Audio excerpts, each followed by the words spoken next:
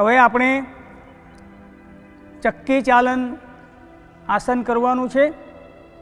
એને ચર્નિંગ મિલ પણ કહેવાય છે. બંને પગ 2.5 થી 3 ફૂટ પહોળા કરવાનું, હાથ સામે, આંગળી ઇન્ટરલોક અને પાછળ બોડી લઈ જવાનું.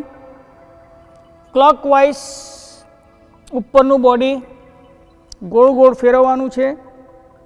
હાથ સીધા રહેવા જોઈએ, પગ પણ સીધા રહેવો જોઈએ અને વેસ્ટમાંથી તમારું બોડી મૂવમેન્ટ થવું જોઈએ. હવે બ્રીધિંગ સાથે કરવાનું છે. જ્યારે બેક જાય ત્યારે in out,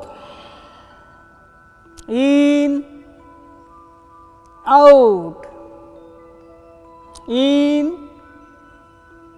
out, in out. જેટલું પણ આગળ ખેંચાય એટલું સ્ટ્રેચ કરવાનું છે hamstring muscle. Out, in, out. હવે એન્ટી ક્લોકવાઇઝ, પહેલાં પાછળ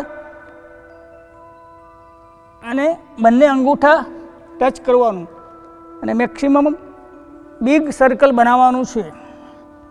ચક્કી ચાલન આમાં પણ બેક જાય ત્યારે in out, in out, in out, in out, in.